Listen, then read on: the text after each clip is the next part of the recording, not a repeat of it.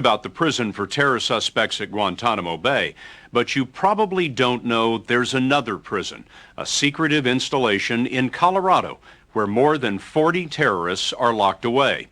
The government won't say much about this place. It calls ADX, short for United States Penitentiary Administrative Maximum.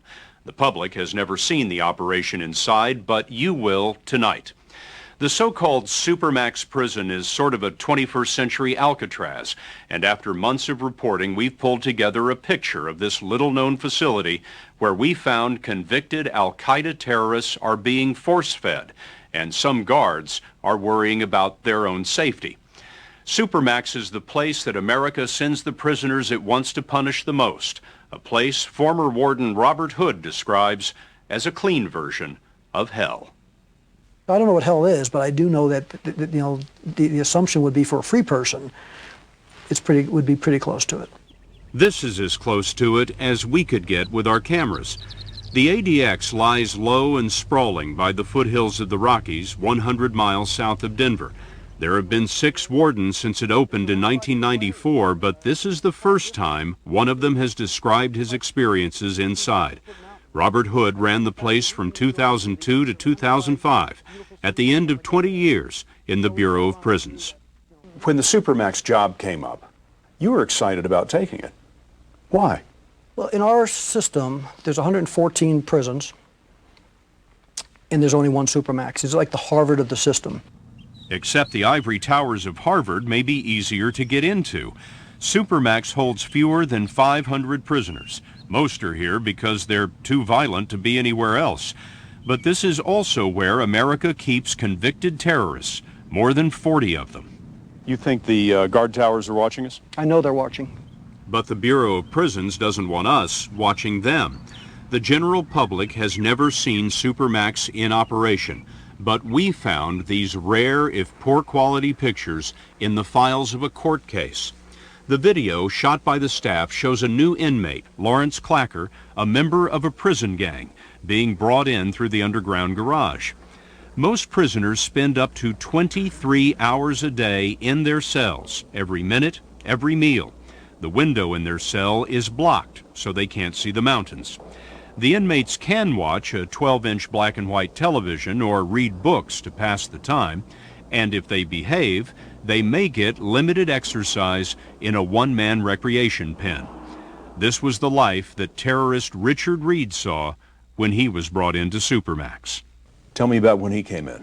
We're escorting him down, and his eyes are getting bigger and bigger. He's realizing I'm in trouble. Shortly after 9/11, it was Reed who tried to blow up an airliner with a bomb in his shoe. Reed didn't impress you? No. A leader or a follower? Definitely, in my opinion, a follower. I think he would jump off the top of the Empire State Building if he thought it was for the right cause. We've learned that Reed, seen here in his cell, is in a special wing for terrorists called H Unit. Others include Zacharias Moussaoui, who wanted to be one of the 9/11 hijackers, and Wadi El-Haj, Osama bin Laden's former private secretary. Another terrorist in Supermax is Ramsay Yusuf, the leader of the first World Trade Center attack in 1993. What did you make of him? The most interesting inmate in my career. I was surprised that he was extremely respectful, prayed almost on the hour. Yusuf has lived in the ADX for 9 years, sacrificing to live by his own code. Something as simple as recreating. He would have to be strip searched to go recreate.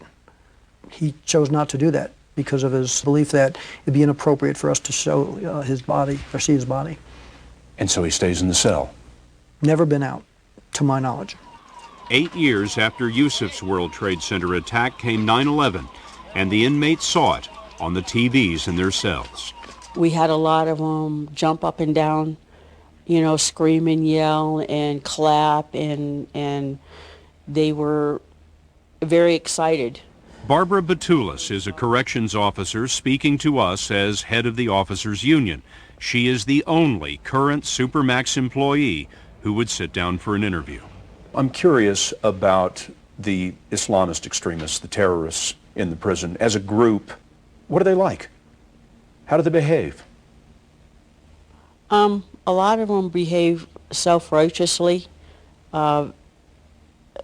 very needy, but me being a female, I think that's part of me dealing with them also. Wait, you said they're needy? Some of them are. What do you mean by that? They want more than what they have coming. Like what? Just your basics. They want extra toilet paper or extra paper, writing paper, extra envelopes, and if you can't give them, they want to see a supervisor right then and there, and that doesn't always happen. There have been concessions to the Islamic terrorists. We got a hold of the commissary list and we found prayer rugs for $18 and a menu with no pork. But still, they're ordered around by female guards, and that really upsets them. A terrorist inmate threatened to kill my family because I was doing my job. I wonder, do the corrections officers prefer to work elsewhere in the prison? Do they prefer to work with the gangbangers and the murderers as opposed to the... Really? I do. Because I am a female. You can feel it. Oh, yes. Yes, it's very obvious. I mean, they just look at you with sheer disdain. Turns out that sheer disdain doesn't end there. We're told that there have been frequent hunger strikes among the Islamic terrorist inmates inside Supermax, and to keep the inmates alive, there are often force feedings. That's when an inmate is restrained and liquid nourishment is poured down a tube in his nose. We're told that there have been a dozen hunger strikers, and one of them used to be Osama bin Laden's secretary. Former Warden Robert Hood told us that he supervised many of these feedings. I probably conducted 350, maybe 400 of involuntary feedings. Not 350 or 400? Not individuals, because you can have one person 3 meals a day for 2 months. That adds up. Bureau of Prisons records that we have seen show that there have been as many as 900 of what the Bureau calls involuntary feedings of terrorists in H Unit since 2001. Why did they stop eating? What was the complaint? It was conditions of confinement. Some of the conditions that they object to are outlined in this document. Inmates get letters only from people approved by the prison, and they get one monitored phone call a month for 15 minutes. As strict as that seems, we're told that there is an even higher level of confinement, sort of an ultramax inside Supermax. It's a group of cells where there is virtually no human contact, not even with the guards, and there are only 2 prisoners who are considered so dangerous that they're locked in this place that's known as Range 13. One of them is Tommy Silverstein, who killed a prison guard, and the other is World Trade Center bomber Ramsay Yusuf. Warden Hood says Yusuf is on Range 13 for just one reason. He has that Charlie Manson look. Charlie Manson look. He just has the eyes. He has some charisma about him. He's in uniform, but you know that there's a powerful person that you're looking at. You didn't want him in a place where he could give anybody any orders. True. We're told something strange is happening with Yusuf. He now insists that he has renounced Islam and converted to Christianity. He's even begun leaving his cell for exercise.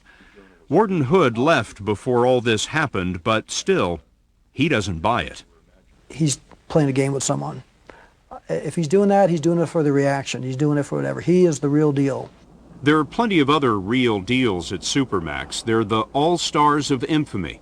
There's Ted Kaczynski, the Unabomber, Oklahoma City bombers Terry Nichols and Tim McVeigh before McVeigh was executed, and Robert Hansen, the FBI supervisor turned Soviet spy. Olympic Park bomber Eric Rudolph is here. So are the al-Qaeda terrorists who bombed the U.S. embassies in Africa. Mob informant Sammy the Bull Gravano has been here. We weren't allowed any interviews with prisoners in Supermax, but we did find Garrett Linderman, an inmate who actually got out. You were one of the least famous people in the whole place. In the whole prison. Linderman had been in another prison for robbery until his cellmate there was found stabbed to death. Linderman wasn't tried for the murder, but they transferred him to the ADX, or Supermax. He was released, then robbed a bank, and we found him here in Washington State. How's the ADX different than other lockups you've been in? Your connections to the outside, your family, through phone calls, visits, all those are pretty much stopped at the ADX. There's no comparison. You talked about the brutality of isolation. What do you mean by that? It breaks down the human spirit. It breaks down the human psyche. It breaks your mind. What does the world look like to a Supermax inmate? With his own pictures, Linderman gave us a tour of his former 7 by 12-foot cell. This is the shower, the concrete bed or mattress. And this is the window with the red concrete bricks behind it. It's the only prison I've ever heard of that allows you to take a picture in your cell. I guess they're quite confident in their security. Confident, but there has been trouble like this. Until 2005, some general population inmates were allowed in the rec yard together, and there were occasional fights. In the 13 years it's been open, 2 inmates have been murdered. And remember Clacker, the inmate you saw being brought into Supermax? He later killed himself, one of 4 prisoners who committed suicide.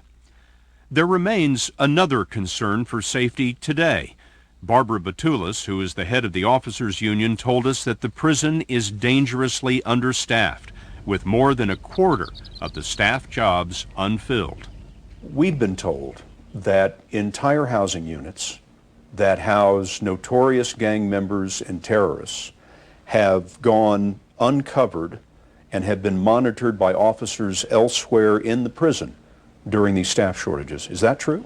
I can't really say anything about that. That's internal security, and I can't talk about that. I can tell you that we are very short-staffed. What's at stake? Lives. I firmly believe staff lives are at stake. It's not just her opinion. Last year, a federal arbitration judge agreed that the prison was short-staffed and said that assaults and threats from inmates were increasing.